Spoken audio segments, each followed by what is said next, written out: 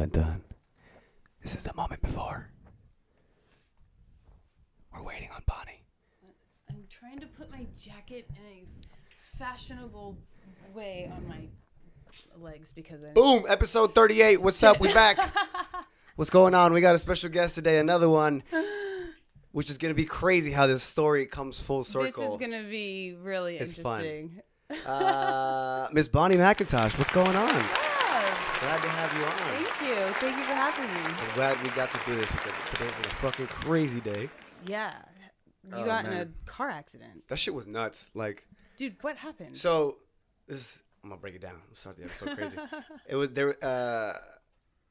There was an accident that happened in front of us on the freeway. I didn't really see it. I just saw like shit going on because there's cars in front of us. Mm-hmm. And as I'm slowing down, another dude wasn't probably texting and driving. It rear-ended me, and I'm like, oh shit. So I get hit, and I'm like, I pull off to the side, and the lady that got into the initial accident, she's like pinned up against the center divider, so she can't open her door. Fucking windows all broken. So I go and I check on her, and her fucking front 4 teeth are like missing. And Holy I'm like, shit. and I'm like, oh shit, like you got fucked up. And she has like a cut in her face and in her neck, and she's like bleeding. There's blood everywhere, and I'm like, oh shit. I'm like, are you? Obviously, she's not okay. But in my head, I'm like, are you okay? And she's all just, of her teeth are missing. I know, probably right? And something's not going and she's well. like crying, and she had, there was like a language barrier, so I couldn't really understand what she was saying. And I think she was like Filipino. But I'm like, fuck. I was like, I'm gonna call an ambulance for you, whatever. So I called an ambulance, and finally they closed off the whole fucking 5 freeway. Was it on the 5? Yeah. Okay, same thing happened on the 101, and I was like right behind it. So I'm oh like, my God. if that was you, that would have been hilarious. That would have been nuts. Not hilarious. I know, not hilarious. Poor lady. I mean, I'm fine. I got major whiplash though. I got hit like hard. Like this dude was fucking, I don't know. Yeah. But it was nuts. Did that, and yeah, the ambulance got there, shut the freeway down. They got her to help. But I was like, awesome. Goddamn, this is another one of it's like number 6 that I'm involved in or some crazy shit. Well, I'm glad that you still wanted to talk to me about stuff on a microphone in front of a camera after this crazy day. It is what it is. It's another one. What's been up with you? You've been all over, literally all over. I've been a couple places. It's kind of tight, man. So Bonnie and I, we met. I don't know, was that 6-7 years ago or something crazy shit? Like 7 years ago, we met at a recording studio that was throwing a warehouse party. It was so tight. And there was like a jam going on, and we were, oh my God, dude, we were so fucked up. It was like such a cool place. Yeah, it was in Eagle Rock, and my band was playing, and you were there, and I met you outside, and we just started talking about band stuff. Probably like thrice or something. We were talking. Didn't I play like Artist in the Ambulance, like on that fucking shitty piano that was in there? It's so funny. If you haven't heard that album, go get it. I love that album. I still listen to that album. That album's amazing. Yeah. But yeah, so then we started talking about music stuff, and then you came to I think a show or two of mine. Yeah. And that place was so dope, man. Because they did a lot of like events there, and my buddy Eddie, I know you're listening. He was like, yo, let's go to this thing. My buddy's band's playing. I was like, all right, because like shit like that, I don't feel like exists anymore, right? No, it doesn't. Like my band, we're called Paradiso. At the time, we were called Black Party Politics. We started doing these warehouse shows in like downtown LA. A friend of ours owned a warehouse, and so we were able to turn the back that they weren't using.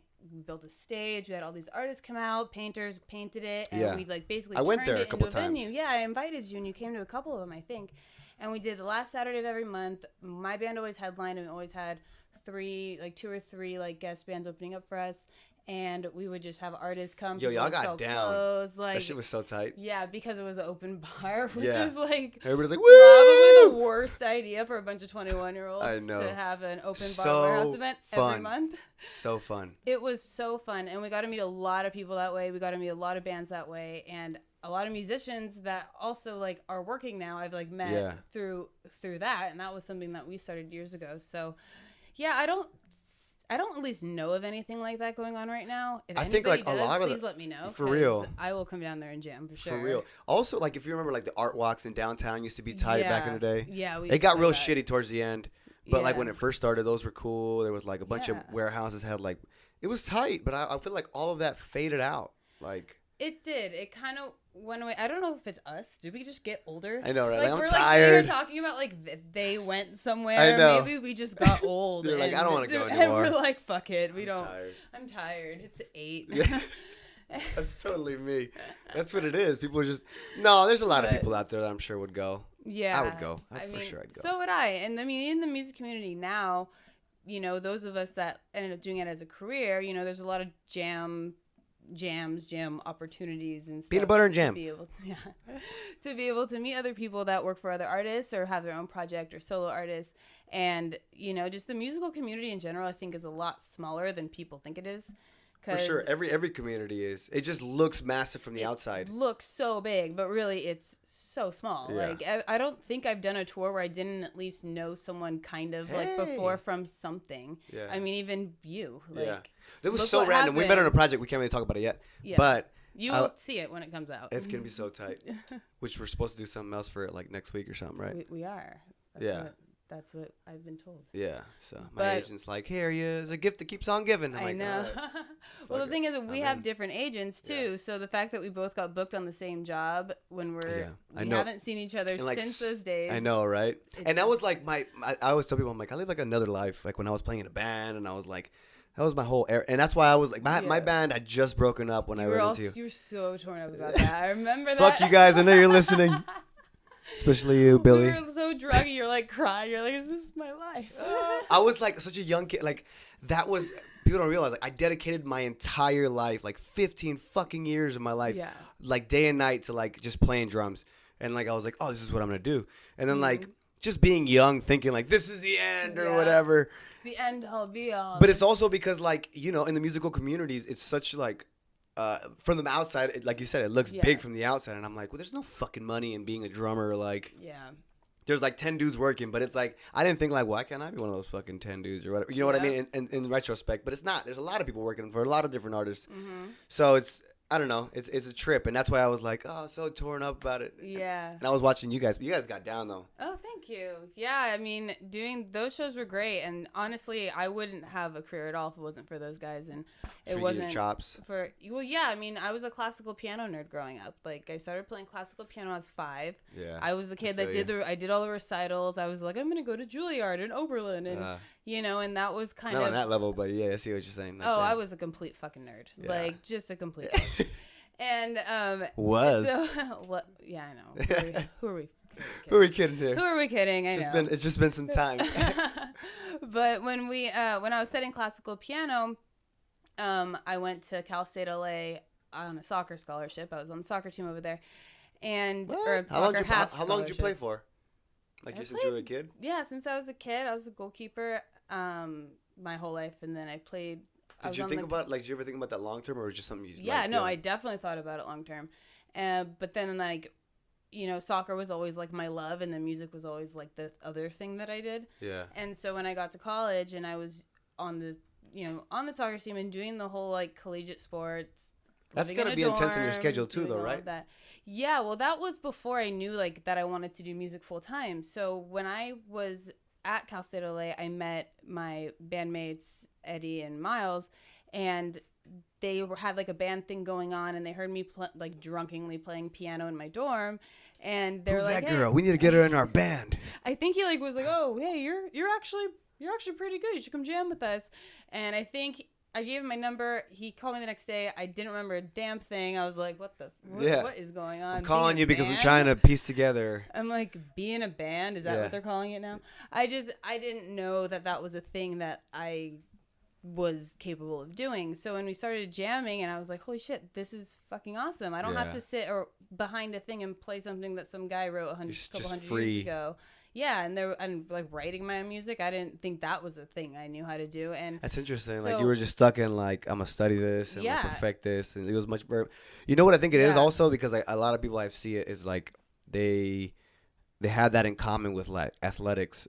Like the way you do shit, it's very like, okay, I gotta do this, I gotta do my sprints, I gotta do this, I gotta prep. Yeah, it's weird. I don't know. Maybe that crosses over for you because you were playing soccer a lot. Yeah, that's true. I mean, when you're an athlete, it's like you go to practice, you do this, you don't let this goal go in. You do, like there's all these rules, and you're used to following all these rules. With classical piano, it's that literally that same way, because the way that you're trained, I guess, is like not to mess up in a way. You know what I mean? So you didn't really start like fucking around until you were like way later. 20. Like, not, yeah, like I didn't improv. It's different for me. I'm a drummer. I'm just like, what? I want to play this Metallica song. Dude, I know, right? It was so different. Like I would go to these concerts. I remember my first concert ever was Earth, Wind and Fire. And I remember seeing, yeah, it was awesome. I remember seeing Verdine White in his like red sequin bodysuit with, yeah, dude, his moves are insane. Yeah. And he was there on the bass, and I was like, dude, like that, seeing that made me want to be a performer. And ever since, I always wanted to be a performer, but because I was a piano player, I just didn't think that the two were a thing that could happen. Or that would it turn into that or anything. Yeah, I was like, how can I be a performer like that and play piano? That's not going to work. Okay, whatever. I'm just going to do classical for the rest of my life. Yeah. And then when I met the guys and we started jamming and playing out, and I was like, dude, I had a blast. And I took my shitty digital piano that was in my dorm. I took it apart. I put it on a stand. I took the pedals out and put like a cinder block on my pedals so they wouldn't move. Ghetto rig it. Dude, the ghettoest fucking rig in the world.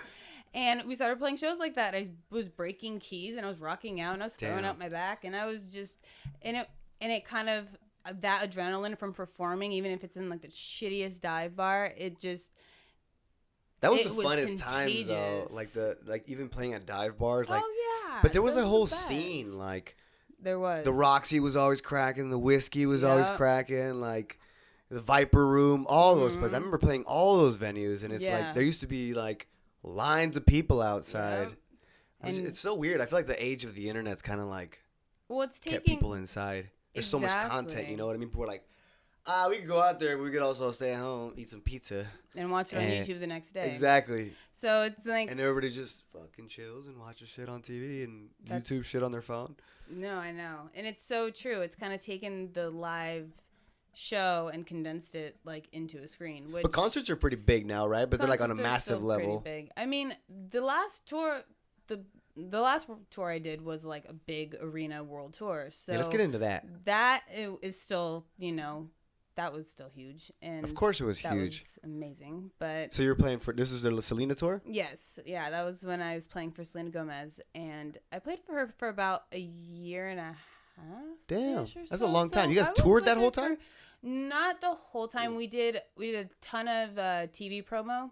So we did like Ellen, Saturday Night Live, which was unbelievable, and that's gotta be tight. The Tonight Show, Today Show. I'd be like, Ellen, give me some shit. What do you got? I know you're always giving shit away. Give me some shit. That was my first one. Ellen was the first time I had done a TV performance. That's tight. Like that, I think. And then we did Jingle Ball Tour, and then we did some other stuff, and then we did the big one. It was just her. She was headlining that tour. Oh yeah, the Revival World Tour. It was huge, and we were gone for oh my god, I want to say like 5 months, 4 months, something like that. It was a substantial amount of time. Wait, when did that end? That ended about a year ago. Okay. Yeah, it's because she's recently been like in the hospital and shit. She got like a kidney replaced, or she got somebody there. I don't know anything other than what everybody else. Yeah. No, I'm just saying. It's like it's crazy like that. Because a lot of people don't know she has like lupus, right? And she has like condition. She does. Her homegirl like donated an organ. That's so tight of her homegirl. Yeah, Francie. Yeah, she was actually hanging out with us on the road for a little bit. Damn, that's crazy. But I mean, even just with touring, like if touring takes such a toll on your body, no matter the travel too, or if you're not, there's the traveling and. Where'd you guys go? We went. We did U.S., Canada, Asia. Like that's a long flight. It was a very long flight to Indonesia. We were in Indonesia for like a week. That was pretty dope.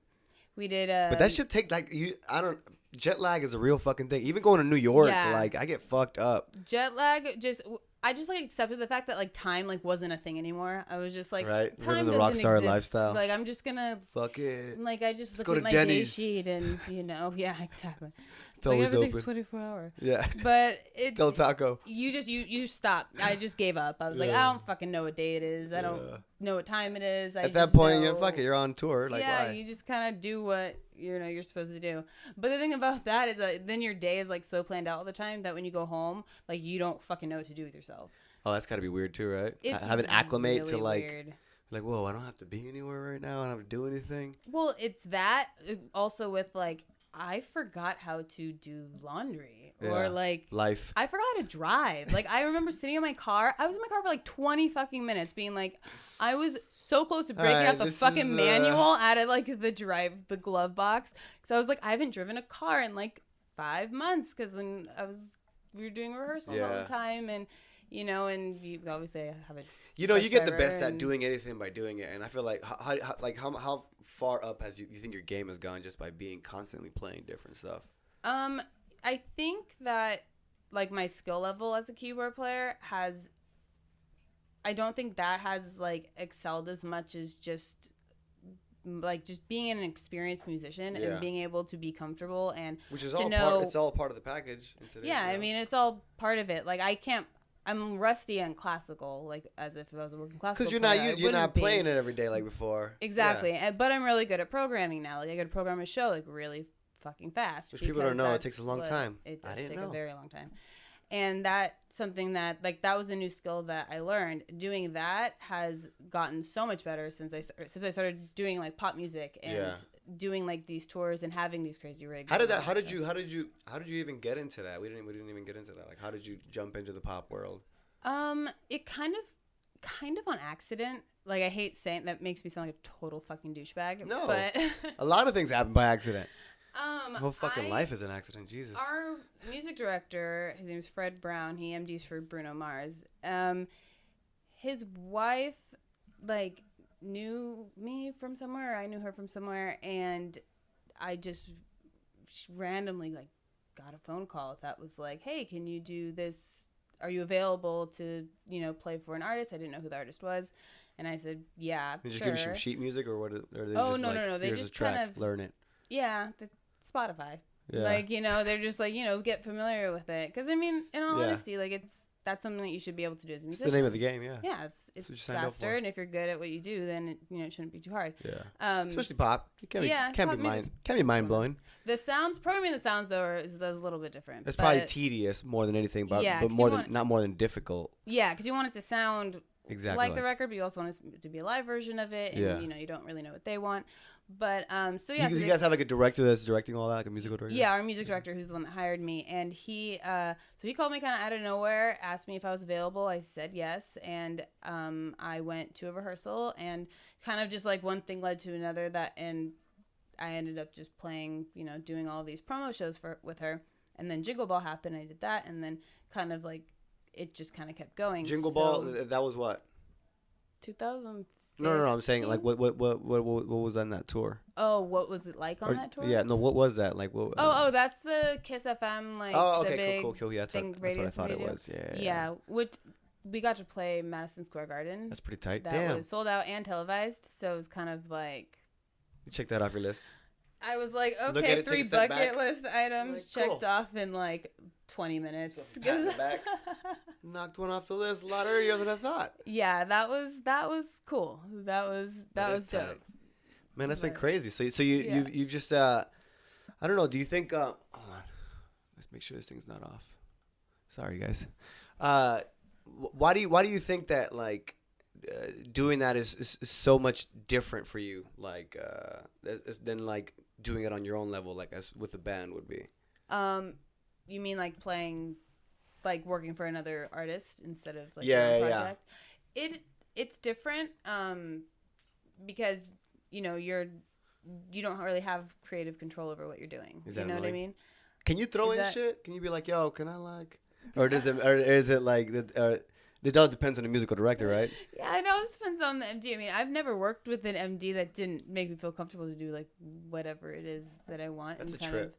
But it's different because you're doing it for somebody else's show. You're not doing it for your own show. Yeah. So it's like when it's your project and your passion project, you're just be like, I fucking feel like doing this today, and you just can do it. You know what I mean? When you're playing for somebody else, it's not your show, and it's and I mean, I like the challenge. I thought it was I enjoy programming a show because I'm a nerd that likes that shit. So getting good at it. Once you get good at anything, you're like, fuck it, I'm gonna keep going at fun. this. Oh, I sucked at first. I didn't even know for sure. You suck at everything. I'm I'm just saying, we all suck at everything. Like, no, I know. I was awful for a really long time. I'm saying, like, at one point, we never like pick something up and we're amazing. Everything takes a bit, you know. Oh yeah, no, it takes a long time, and with anything.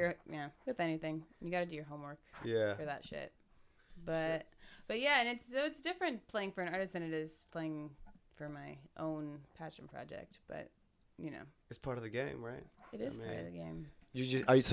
What's your plans on moving forward? Like, what's your outlook? Do you even plan? Because I don't plan for shit either. What? So it's a question. I'm asking a question that I'm like, I wouldn't even be able to answer that. Like, I don't. What are my plans for the future? Yeah, like I'm just saying, like, do you ever like think about like, oh, I want to do this or I want to do that, or like, you know what I mean? Get a real job. No, just kidding. I've Jesus never Christ. Heard that. You were just like, oh no. Don't do that. What? I mean, if you do that, like, cool, but like, I don't think it would work for Bonnie. No. What? You don't see me in an office? Like, right? Clocking into something? You don't I did that for such a long time. I've done that too. Everyone's done that. Everyone should do that, actually. Everyone should. It humbles you. Do that. I fucking hate having shitty bosses. You ever had shitty bosses? Yes. I am a woman. I've definitely had a shitty boss. Oh, damn. Man.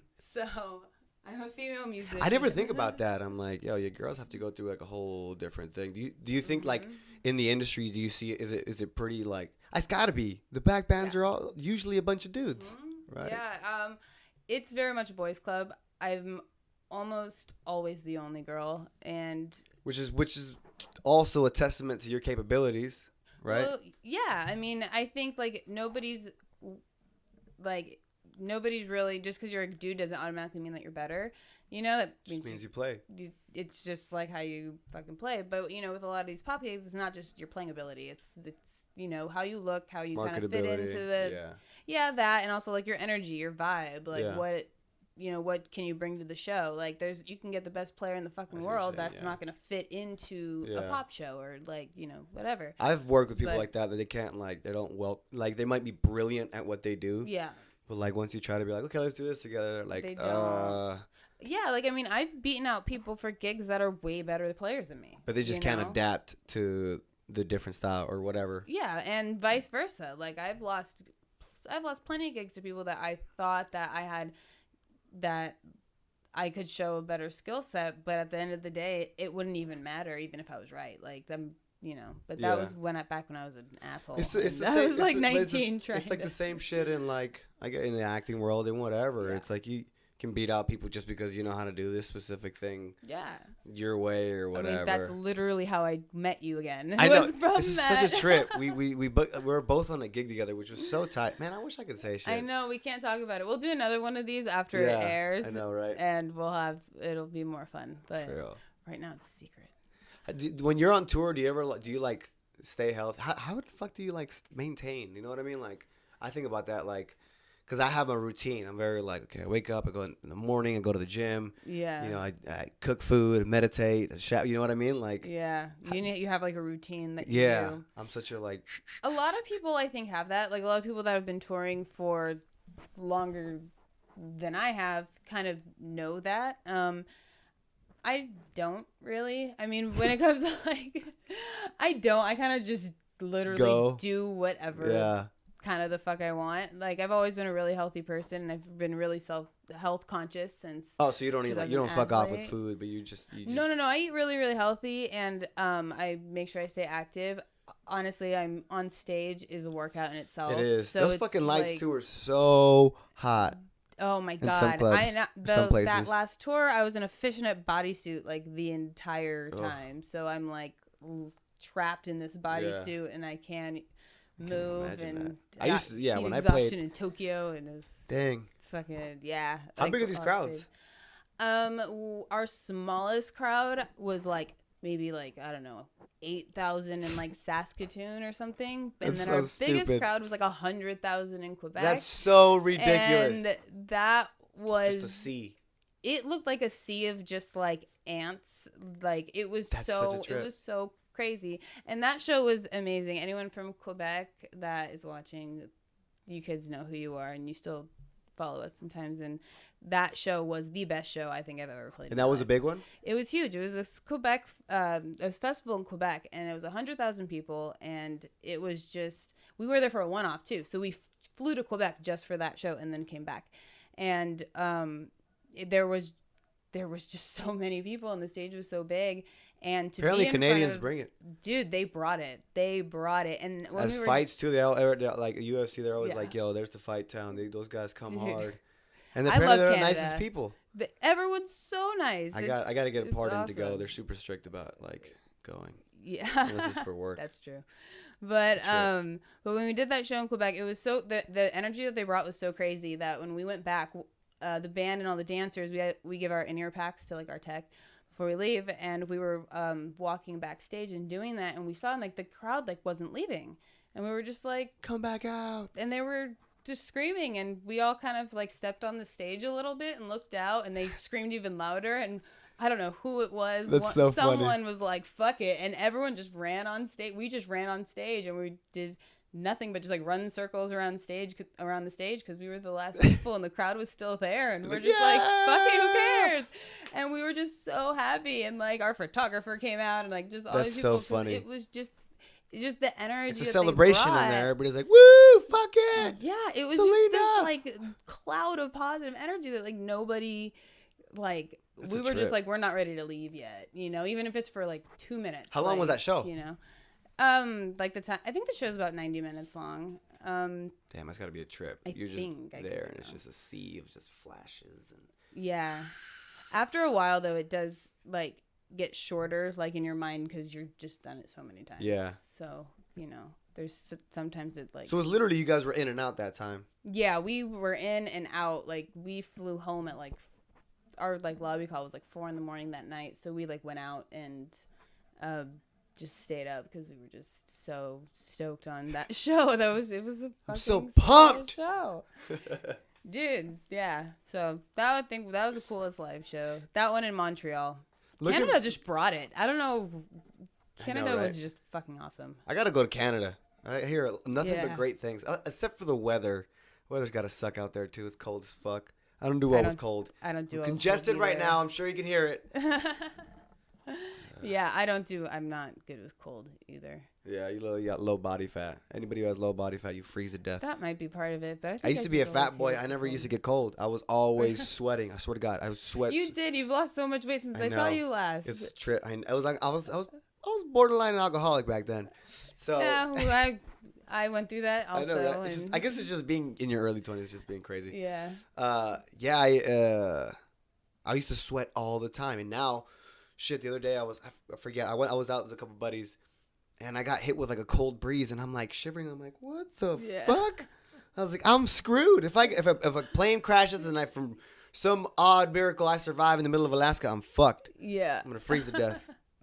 Yeah, I don't do cold either. It was winter in like Australia and New Zealand while we were there, so I was like, oh, I thought Australia and New Zealand were just going to be like awesome. And I mean, it was really, really awesome, but it was really fucking cold. Yeah. I was not expecting. Did you have the, you grew up out here? I did grow up here, so I'm spoiled as fuck when it comes to Me weather. too. I love it. I'm the worst. People are always like, well, did you ever move? I'm like, LA's pretty fucking awesome. Like, yeah. I can't San Diego is like, it's a beautiful town that's too. Where I'm from. Yeah, and that's a beautiful. They have that's the number one weather over LA. Oh, it's amazing. It's beautiful there. I was born and raised People are in San nice. Diego. There's good places. Yeah, it's a nice place to grow up. It's a really nice place to grow up. If you want to be an artist, you kind of. It's not too far from LA. Yeah, you're kind of. I have to sneeze. Sneeze. Go ahead. Sneeze right into the microphone. You can sneeze. Whatever. People. You'll put up with it. No, but I thought I was going to, and then I was. You gotta look at the lights. I was like, when I gotta sneeze, I look at the lights, and then I sneeze. You're like teaching me how to do this. Yeah. It's the first time I've actually had to talk on a microphone and like answer questions that I have no idea what they are or where they're going. Yeah, neither do I. So. This is kind of what it is. This is why I love doing this, because it's like for me, I just started this shit because I'm like. You know, I feel like I know a lot of interesting people, and I'm like, you know, why don't I listen to a lot of podcasts. I'm like, I could do this shit. So I just bring people on, and we just talk shit. That's awesome. So, I don't know. Thanks for having me. Yeah, it's a fun time. Ask me more questions that I can answer awkwardly. How long you been going at it? Like just doing this whole thing. Did you, like, if you look back, like for me, let me rephrase that. So when I look back, it makes sense where I'm like, oh, okay, that's why you're doing this. You know what I mean? Like, like looking back for you, do you think like it all makes sense? Like you're doing like what you thought you'd be doing, or like at least it makes sense. You know what I mean? It does actually, and it's kind of interesting when I think about like kind of why I do what I do. Like I don't know why I always think about that. The why. Kids. And speaking of kids, I love to teach, and I've been teaching. It's fun to teach forever. Like I started teaching when I was 14 years old, and I really loved it. And I've taught at different schools. I've taught privately, which is a whole different skill set too. Yeah, it is. It is. I've met some monsters who can't teach for shit. Mm-hmm. But like, it's a whole different. You know. I think it's because I started doing it young. I was used to it. If I had to start now and like didn't have any experience, like I would have sucked. But I taught a drumline for like 7 years, and I totally know, like, because I had met people too who were like really good players, but they couldn't. I'd be like, yo, what are you playing? They're like, yeah. And I'm like, bro, it's just let me just explain it to you, and I don't know. It's a whole different skill set. Yeah, I mean it is. It's rewarding. And it's really rewarding, and it also kind of keeps you. It reminds me where I came from, because I'm like I used to be that kid. Like, oh, look at you. I know, right? I remember my first sonnet or whatever. Yeah, sonnet. There it is. Yep, there it is. It's funny. They had to block that shit. We worked on something, and they're like, yeah, they had to use my tattoo cover up. That shit stayed on for like 2 days, by the way. You know what's crazy? I forgot to take it off. So like I was just talking about this in my class. People were like, yeah, you know, she's like, I was gonna get another tattoo, and my agent was like, are you crazy? Apparently, like, it's the worst thing, and I'm like, yeah. Man, you know what fucked it up? It was Hangover 3, the dude who did Mike Tyson's tattoo, he sued them because they used the exact image on Ed Helms' face. Yeah. And after that, everybody's like, fuck. So everybody's super paranoid that they're going to get sued by the tattoo. That shit just started. That's insane. Well, my tattoo artist is one of my best friends. Her name's Danny Rockman. She's amazing, and she did all my work. And shout out Danny Rockman. Shout out Danny.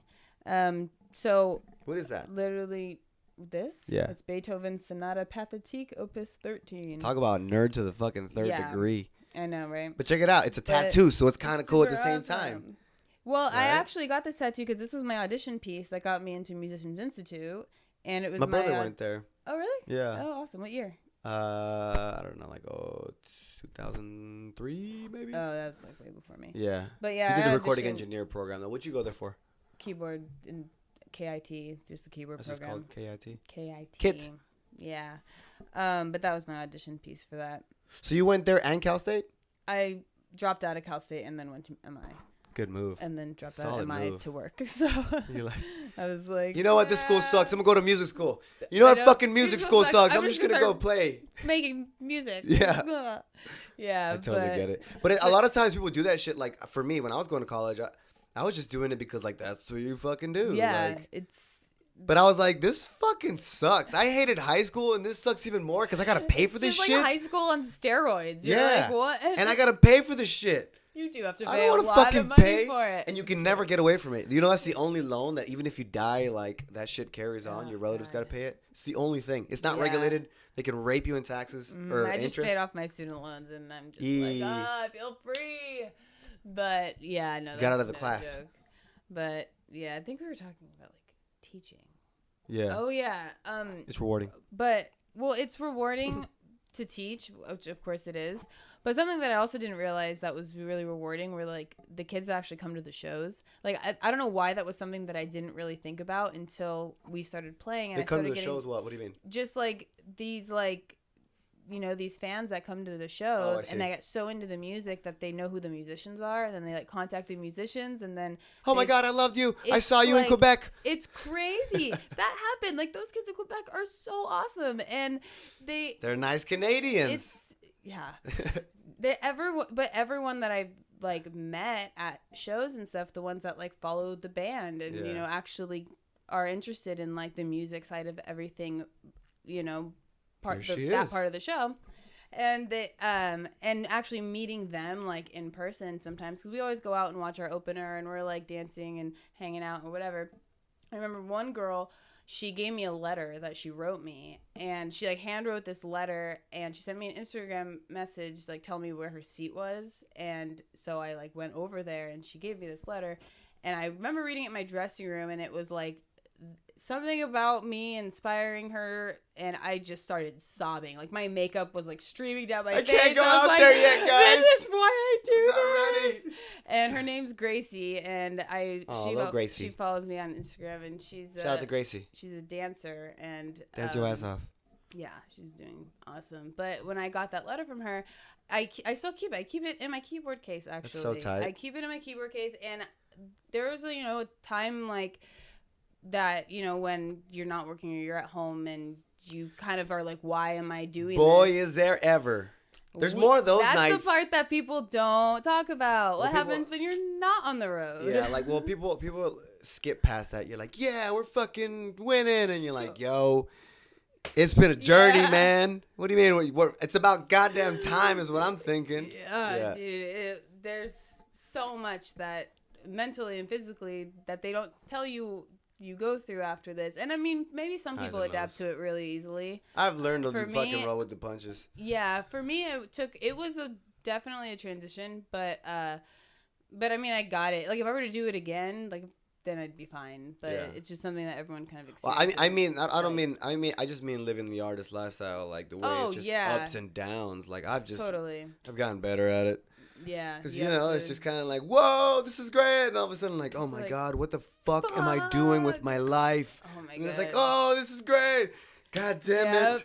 What is this going, It's like the career path is bipolar in itself. It like just doesn't let you chill. Yeah. Which is fine. Cause, I think it's great for you. That's the sacrifice that you make to do what you love. You know what I mean? You can't either that or bash your fucking head on your desk. That's true too. And 9 to 5 every day. That hurt my neck just now because I got into an accident this morning. Whiplash. Thanks. Whatever. I think his name was Scott. Scott. My neck is fucked up for real. Hey, that really hurt. Damn it. Be careful. I Don't know, move. for real. Shit. That's like when I headbang like all crazy on stage and like throw my back out. James Hetfield was talking about that on Joe Rogan's podcast. He was talking about he had to get surgery on his fucking neck because Metallica's been playing for like... I literally just had that happen. 30 years? What? Yeah, I literally just had that. I had to get... it wasn't surgery, but I had to get surgical injections in the back of my neck because I have the bunch of discs like right here, like right where my neck is, are like super inflamed. That hurts me thinking about it because my neck really hurts now. And then like I have like all these problems in my upper back. We actually had a physio while we were on the road, so that helped. That was for the dancers, but they let the band take advantage of it because we're up there like rocking out, and I move a lot. I'm super animated. Like the same? Do you do the same? Yeah.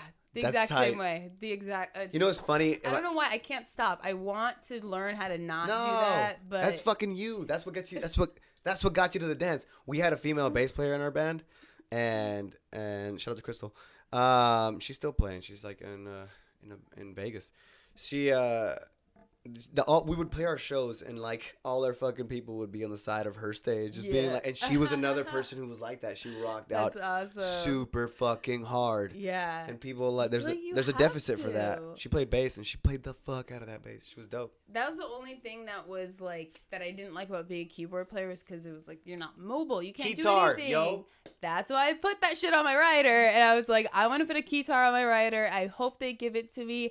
And thank God that they did. That's because so tight. It was so fun. And I actually just bought I bought one that's coming from Japan. It's supposed to come in tomorrow. And it's my Roland accent that I will actually own because Roland is like the mother of all keyboard companies that not just keyboard. They've cost it. They have all kinds of stuff. Yeah, just everything. But the workstation that they make is what I play. So I got that guitar and I started rocking out with it. And had you had one before or no? No. The first one? I said I knew what I was doing. I had no fucking clue what I was doing. Sorry, guys. I did not know. I literally went home and I was just jumping on my bed with it. And I was like, let me get acclimated. Clue how I'm going to do this. I'm like, I'm about to go on a world tour. And Is it uncomfortable? It was at first, but I kind of got used to it. But I got used to it really fast. That was called crescendo. But I was like, yeah, I'm going to be honest about this. Yeah. But when I was like jumping around my apartment. And I'm like, fuck, I'm about to do this like giant ass world tour on an instrument I've never fucking played. Stressful. I don't even know whatever. I'm like, I'll figure it out. That's kind of what you do, right? You gotta take leaps and just be like, fuck it, let's do this. It was so much fun, and just being able to move, and now I love it. And so I was like, that's gonna be your thing. Watch. It's in my rig for sure. It's like in my rider. I wonder how many people do that. I feel like I haven't seen that. Yeah. I don't know. I remember There is an underserved demographic, Bonnie. Is there like you're about to fill that void niche for like? I don't know. I'm just saying. Biracial guitar chicks. Exactly. Think about that. That's like fucking 4 boxes checked off. You got. If I get a casting sheet for that ever, so I'm saying, I'm just gonna be chick check, right? You got one of them. Biracial check, boom. All right. Plays guitar check, which is like above a regular instrument because not a lot of people play guitar. Boom. I mean, anyone can play. It's actually really easy. If you're a piano player, if you're writing really a show, easy, you'd be like ideal for them because they're checking off all the boxes right now. You know, everybody's trying to be diverse and they're trying to be like, we need more women. Yeah. We need to be more diverse. We need, I'm just saying. I mean, that's true. It's kind of how like everything's going though, not just TV or film, but it's like music and everything, I guess. Yeah, and just art in general. It's like kind of going over more spectrums of. Well, because we've only had like a couple of perspectives that are breaking through, you know what I mean? And there's these little cracks in between. There's like, there's these big voids of people that are like, we want to see this or we want to see that. Yeah, I mean, people are drawn to something that sells, and then if something's selling, it's like, okay, well, then that's the thing. We're gonna take that. We're gonna. Or not only that, like even people want to see themselves. So, you know what I mean? Like in a way, like a lot of times, like I'm saying with like the way that things are, like as far as like diversity goes, like people just want to see themselves. Like if you see something, if there's like. Oh, I'm biracial. And they see themselves. They're like, oh, you know what I mean? Like, it's just kind of. I mean, I do know what you mean, but at the same time, my mom's a ginger. So I grew up like the woman that raised me looked so different from me. Really? And I remember. So your kid's going to be redheads probably? Well, my sister's a redhead, and she's like has freckles. She's much lighter than me. Yeah, I have so many nicknames for my sister, but because I love my sister, I know she will fucking kill me if I say this on camera. I'm not going to say all of the horrible things that I called her. No, I will not, and I will do that just for her. So, Mary, I told you I love you. But yeah, so I grew up with my mom looking so different from me, so I didn't. But she was my mom. Like, I didn't know I was a different race from my own mother until I was probably like 10. Like, it just didn't really No, you're like a mixture. You just don't think about it. Like, you're a kid. Like, that's all you know is your mom. So when it came to like when I would like see other like women on TV or whatever, I really wanted to like when I saw someone that kind of looked like me. Yeah. I was like, oh, what? What is this? Like, what is this? What's going on here? Yeah. And it kind of because I just always saw my mom. Like she raised me. I was very close to her my whole life, and I still am. So yeah, I mean, it's different. What did she say about your like crazy music lifestyle? Well, when I was on stage at SNL, I said hi to my mom when they do the credits. Yeah. So if you watch like the ending scene, there's like the camera's like mom's like woo! So I jumped up and I said hi, Mom, like a fucking idiot. Hell yeah, and that's tight. I would have done the same move. My mom called me. She watched the East Coast feed, like she was like streaming it or something, just like scream sobbing about how proud she was, and that was my moment when I was like, yes, like awesome. Yes, my parents get it, and I mean they've been so supportive before then. They've come to the shittiest shows and the shittiest dive bars. They're just the most supportive people. I would not be able to do this if it wasn't for my parents. They're amazing. But I mean, they're also parents. Yeah. So when I'm like, they're like, you got to start thinking about, what you're going to do here. But it's because that like my parents were saying, they're like, especially my dad, he's such a like by the book kind of guy. So it's like, I don't know. It's weird when you tell them like, I don't want to do this fucking 9-to-5 thing. I'm going to do this over here. And they're like, well, okay, what's best for you. But if you ever think about this, like, dude, there's other ways to make money. Don't worry about me. That's exactly how my parents are. And it's scary for them because they don't know any different. Of course it is. And I mean, and they just want the best of me. Like when my parents are like, hey, have you thought about doing this? I'm not like, fuck you, you don't understand me. Like, whatever, click. Yeah, exactly. It's like, I know that they want the best for me when things aren't going well. And they get really proud when things do go well. But when my career kind of got to that point where I was like, hey, you can see me on SNL to see what I'm doing at work today. That's right, Mom. Catch me on SNL. Yeah, that funny. Was kind of like the moment where they were like, it like really kind of sunk in that I don't ever want to say like I know what I'm doing, but that I was all right, doing something to well, and that made them really happy, and it also like it just made them like really. But it's also a good feeling for you because like I know I've had the same feel. Like I took my mom to a screening or some shit. Yeah, they don't really get it. They're just like, "What the fuck are you doing?" Yeah, and I took her like she's like, "Oh my god, exactly." Like this is a real thing. Like and then they're like, totally. "Okay, cool, I get it." And then like. Well, that's the thing. It's like they see. And then they're like, "Oh my god, I'm so proud! I'm so proud about everything." Once they get it, it's like, "Oh my god, so oh my god!" Proud. It's so funny. Oh my god, my mom gets so proud of me. Like, no, even if she doesn't know like what it means, like she'll get so excited just because they're so supportive. And I mean, that's a lot of people don't have that, so I'm really fortunate to have that. Yeah. But yeah, my parents. My mom actually got like blue in the face from a confetti cannon at the last show she went to because she wanted to take a picture of me so bad that she got so close to my riser, and I was like, "Shit!" It was the last song, and I'm like, my mom's about to get nailed in the fucking face. There's nothing I could do about it. I'm just watching her. She's like this, and I'm just like, I just see her just get nailed. And then I saw the camera, and you could see the confetti just like go into it, and she's like, "I didn't know that was there." And I'm just like watching it happen. That's funny. Yeah, my parents coming to shows has always been interesting because I'm not the classiest of broads on that stage. People get it. It's the Bonnie show, yo. It's time for some hot seat questions. Let's see. If you could change your name, for stage purposes, right? Like this would be your different name. Okay. It's your alter ego. What would it be? Is it so lame that I just use like my Instagram handle Bonstar because that's just what that'd be tight. People call Why me not? when I do that. Hey, it's your answer. I don't know. Bonstar. Yeah, I would just go by Where did that come Bonstar. from? That came from. Funny story. When I was 16 and I passed my driver's test, my mom got me a personalized license plate that was Bonsta with a star on it on my license plate for my first car. Hey, shout out to mom for the clutch my mom license actually plate. started that whole thing, and then when I would show up, so every time I show up to rehearsals, band practice, whatever, the first thing they see is my car, and the first thing they see is my license plate. So even when I was in college, everyone started calling me Bonstar because of my license plate, and that's tight. It just stuck, and then that was always then like Instagram my handle, came out. And then Instagram and Facebook and Twitter and all of that. So my Instagram handle is at Bonstar, Bonstarr with 2 R's. Did somebody else take the star? I don't know. I don't remember. Probably. That's probably why. But yeah. So that'd be my stage name. I think it kind of is my inner like self that ego comes out. Yeah. That crazy alter ego, just like you need to don't ever try to imitate me when you've gotten in a car accident. I need to put a disclaimer on anything. I need to wear a neck brace. Yo, this dude fucked me up. No, I'll be all right. What's your most embarrassing stage moment? Oh my god, you serious? This is very, very clear in my mind. It's very fresh. It actually happened at this last tour. My most embarrassing stage moment happened. Wait, oh shit, there's more than one. You gotta pick one. Okay, I have the one that I'm gonna talk about it's not really embarrassing anymore because it was actually really fucking awesome. But what happened was I was playing a show with my band.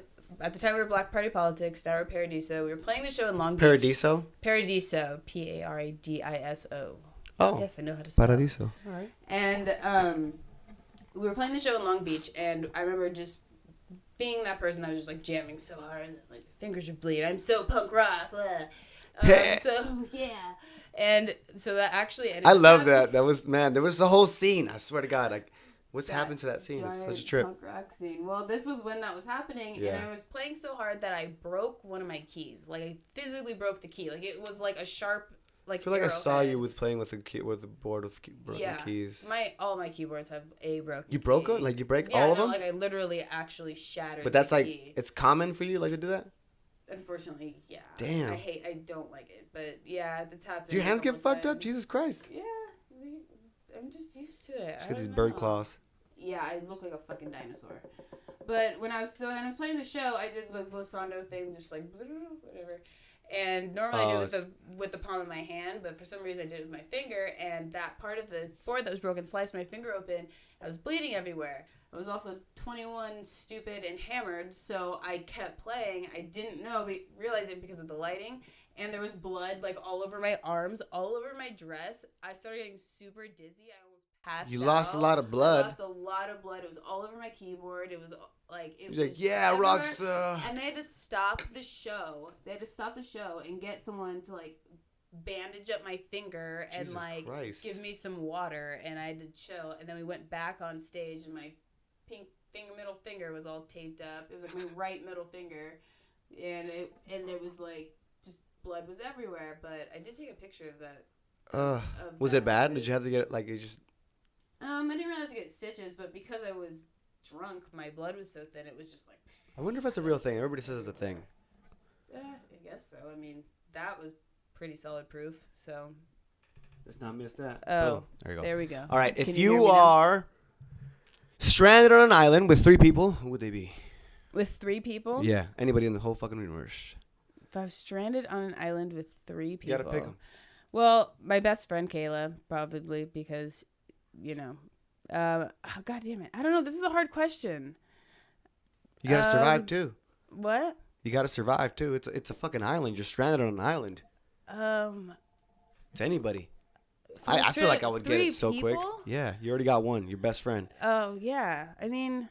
This is like Who Wants to Be a Millionaire. There's a clock ticking. Yeah, probably. You know, probably like my dad or someone that knows how to like kill shit and like. It doesn't have to be somebody you know. I'm just saying anybody in the universe. Oh, anyone in the universe? Yeah. But you already got 2. You already said it. You can't take it back. You got your dad. You got your best friend. I'm thinking about who now they're dead weight. Okay, wait. Now I'm thinking about who else I want on that island. Now I definitely don't want my dad on that island. So, next question. All right. If you could, I already asked that. Who's your biggest inspiration? Amanda Palmer, without a doubt. Who's that? Yes, she's the front woman of the Dresden Dolls, but also solo artist herself. She's piano player, singer, artist, writer. I'm actually reading her book right now called The Art of Asking. It's an amazing book. And she's just, I remember seeing, she has a song called Girl Anachronism, and then her beating the shit out of her piano and just not giving a fuck. She gets so down. I've seen them live like 7, 8 times. I've met her like 5 times. She probably has no idea who I am, but maybe she does though. She does have my first CD. She kept my first CD that I ever gave her and sent me a MySpace message when I was like 18. You remember and MySpace? I freaked out. See, she knows who you are. So she was awesome. She's like my biggest inspiration. And I did a cover of of an old Dresden Dolls song and put it on Instagram, and their drummer Brian commented on it, and I was like losing my mind, like I was in high school. Oh my god! Oh my god, so cool. They tried to speak. But she, watching her play was just the most inspirational thing I've ever seen, because it was seeing someone behind the piano with that kind of stage presence and literally just not giving a fuck and just standing up, beating the crap out of it. But I was just like, oh my god, like this is what art is. This is what talent looks like. This is what expressing yourself through art looks like. Like this is it. She gets me. And then I just was like, yep, I know what I want to do with my life. And oh really? Yeah, that was when I knew what I wanted to do, and that's when I was in college though. So it was still pretty late. Fun times. In life. Yeah. I mean, that's not late. Shit, I tell everybody, I'm like, man, it's never too late to start over. Like, even if you're 60 and you're like, yo, what am I doing? Yeah, that's true. Flip it around. That's like true. Homeboy that made KFC. Apparently, he was old as shit when he started KFC. I don't know how old he was, but I'm sure he got divorced and he was like losing everything and like he like I forget what KFC. Yeah, he started KFC. The Colonel, the original Colonel. I did not know that. Yeah, it's a trip. All right, let's go with some current events. Did you see this? Current events. This is SpaceX's simulation to Mars. This is what they're planning on doing. Where Elon Musk is planning on doing. They released it like this week. So this is like that. Is that the thing with the people that are going to Mars? Yes. That have to like live there and die there? Yes, they're terraforming Mars. Elon Musk is pushing our boundaries, Bonnie. Holy shit! Look at this. This is the rocket right here. They've already re-landed, successfully reused the same rocket. So it's just. So this I thing. mean, I knew that was happening. I didn't know it was happening now. It's not happening now. I mean, this is a simulation. This is his plan. He's already got. But they already have like so much of the shit down. He just releases. He's a genius, man. He's boring tunnel into California. Look at this. Engines blast off. And it would be. Look at that. It's such a. Yeah. 28,730 foot-pounds of torque. Whoa. Wow. That's the rocket going into outer That's fucking insane. space. Check this out. It gets crazier. Like, this shit takes you out into the orbit and then just drops you off in outer space. Got a cool soundtrack to it. Oh, shit. Let's go full screen on this bitch. Check it out. It drops the people off in outer space, right? Yeah. Then it heads back to Earth. That's why they're relanding rockets right now, so they could do this shit. This motherfucker's heading back. He's like, "Mama, I'm coming home." Such a trip. They're gonna do this shit Crazy. in our lifetime. Watch. Elon Musk. Watch. Comes back down.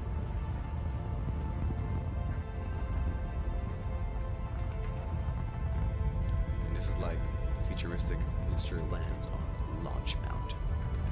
They already landed one of those in the middle of the fucking ocean. The first one blew up, but then they got one. Wow. So this thing is full of gas, and it loads the rocket up again, shoots that motherfucker off again, And it just boom. goes back home? No, it goes back to outer space. So it drops one off out, right, and then it comes back out, and it drops off its second tip so it can refuel. Yeah. See, gets them together, boom. Dang. It's a trip. And they Oh, and they're like buddies. it looks like two penguins hugging. Yeah, right? it looks like two penguins like holding hands. It does. It's Happy adorable. feet. Oh, is that what we're watching? And the tanker goes back, and then this one heads to Mars. Boom. Damn. After his so, it's such a trip. Oh, it's not over yet. It's not over yet. This shit has like bat wings that are solar power sensors, and that shit like powers it to Mars. We are going to fucking Mars. And enough of you flat earthers. Oh, Stop God. it. Just stop it. I think there's like a GoFundMe of. Yeah, B.O.B. He's such a. Stop it. God damn it. Look at this. It's heading to Why? Mars. Interplanetary coast. Look at this. 62,634 miles per hour. How the fuck do they measure that? There's some people that are way smarter than me. know. Look at that. It's full of people in there. And they already revealed the actual spacesuit. Have you seen it? No. Oh my god. It looks like fucking Star Trek. It's so dope. They spent like, I don't know how much money, so this thing's landing in Mars. Oh my god. 3,092 degrees Fahrenheit. It's really hot. He's already got it all planned out, yo. He's like, we're going to Mars, bitch. See what the fuck we do. That's what the spacesuit looks like, exactly like that. He posted it on his Instagram.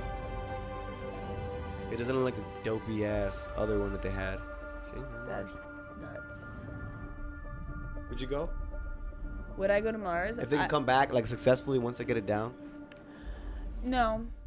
And I wouldn't do it because, I mean, I complained about flying back from like Quebec. It's 7 months. If I'm gonna complain about that, I don't think I could fly back from Mars. That's what they say. It's like 7 months. That would drive you nuts. drive me nuts. Plus, like your muscle atrophies because like you're in Yeah. your gravity's different and like. I mean, I feel like I should want to go, like because if that opportunity No, I'm sure a lot is of in our people wouldn't. lifetime, then I mean that's incredible. I'd That's probably amazing, go, but it's crazy. But in all honesty, it's not really something that I would. If they could get about. me to like get there like teleport, I'd fucking do it in a heartbeat.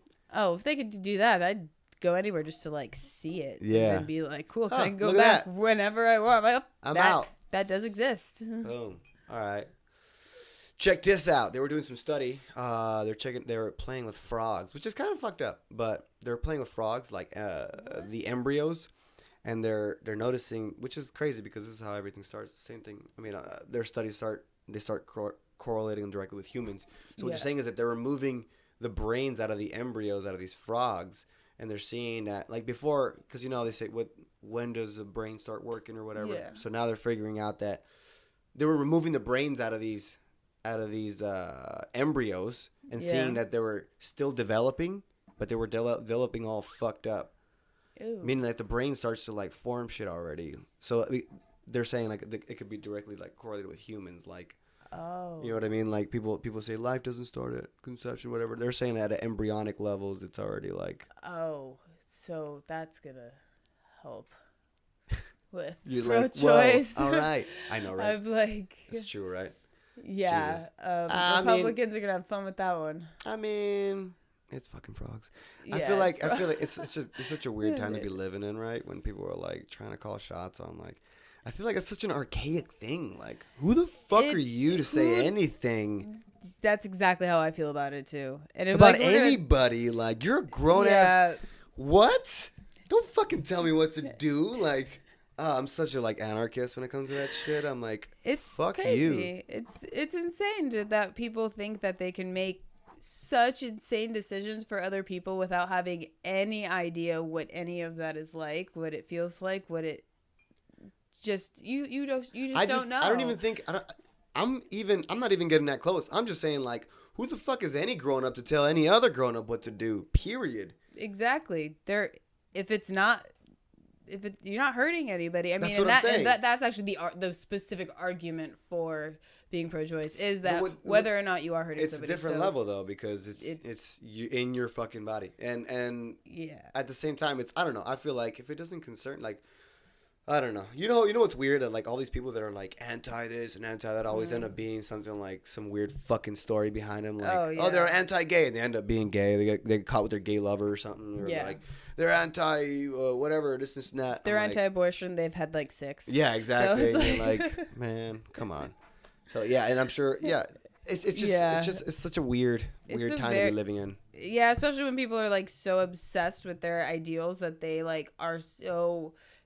Like wanting to like put them on everybody and they're so entitled and now with the whole like with the internet and everything and people being able to hide behind a computer screen it's just the ugliness of the trolls, the opinionated hideousness that is like everything has a voice now. It's just I mean it depends on how you use you know what's funny, a lot of people have been getting caught they've been getting caught with like fake what's it called? Twitter accounts because they get so much hate. They would make other fake accounts to be like defending themselves. Be like, oh my god, seriously? Hey, oh my god, they're always getting caught. And they're like, I think he's great.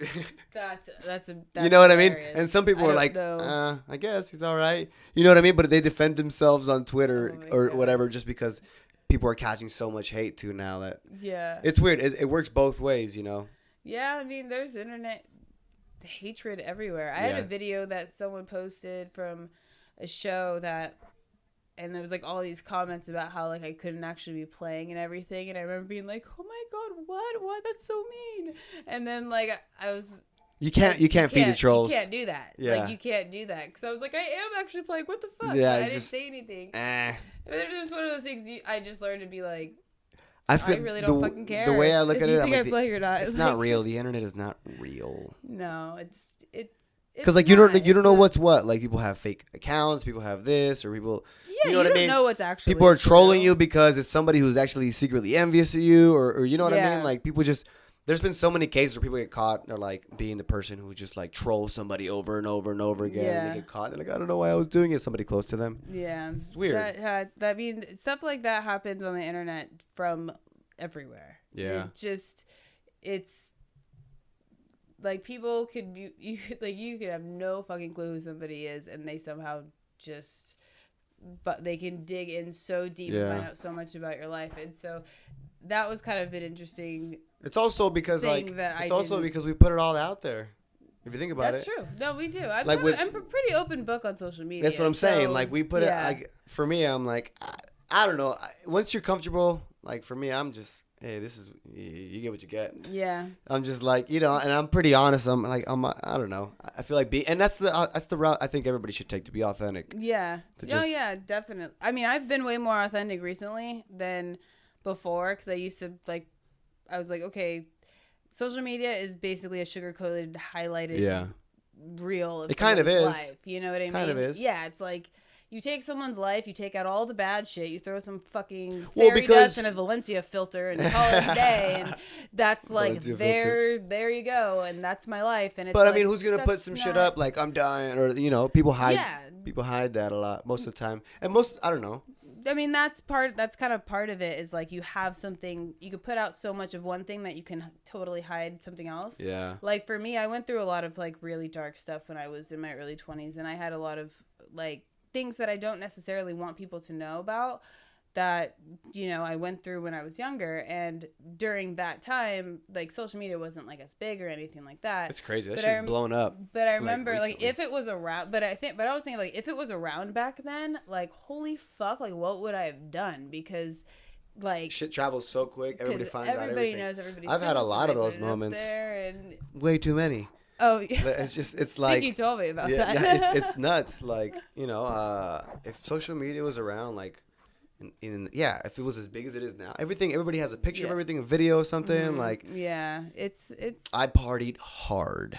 Real hard. I know. I was there for some of it. I love partying. It was fun. I was there for some of it. I did that as well. Yeah. Partied too hard. But I had those gotta get out of your system though. Yeah, it's out of the system, which is nice. Eat veggies and take care of myself. Yeah, and do and yoga. you got all skinny and got all healthy. And dun, dun, dun. Yeah, and then I was like, oh, that guy's getting healthy. Maybe I'll do it too.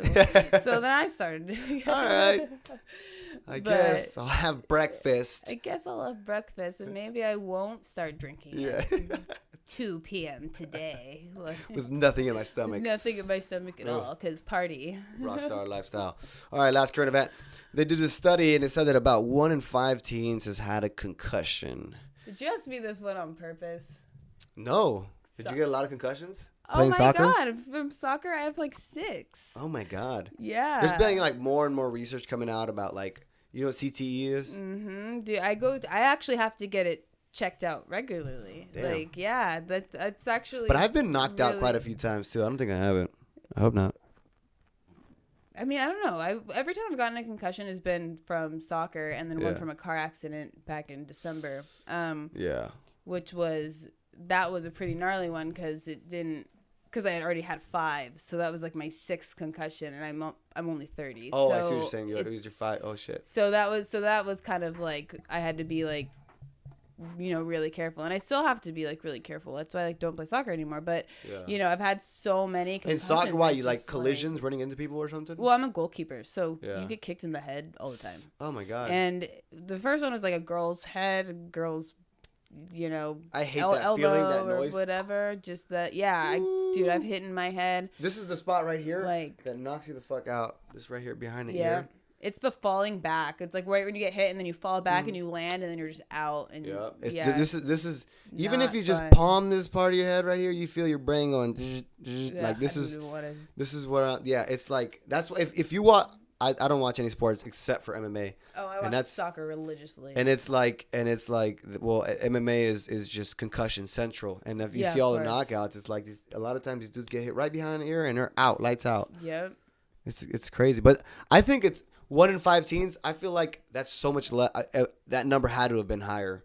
I think that's surprisingly low, especially with sports. In a sport like soccer where. This was a last year study, 2016. Oh, wow. So, and there was 13,000 kids involved in the study, which isn't a crazy amount, but no, but still 1 in it 5. Also depends on the sport, because even like football players get hit in the head all the time, so they Those obviously guys have gnarly concussions. But then at the same time, you also look at soccer players, especially goalkeepers, who are not getting hit in the head even close to as much as that. Yeah. But we have no protection at all. No. Nothing. And they've got cleats coming to the head, coming to the face, and all of that. And so getting a concussion that way is really, really easy. So it's not because it happens all the time. It just needs to happen once. And it's crazy. 75. But. All sports. I mean, you're physically like doing some crazy shit. So you're bound to get hurt, especially just doing it over and over.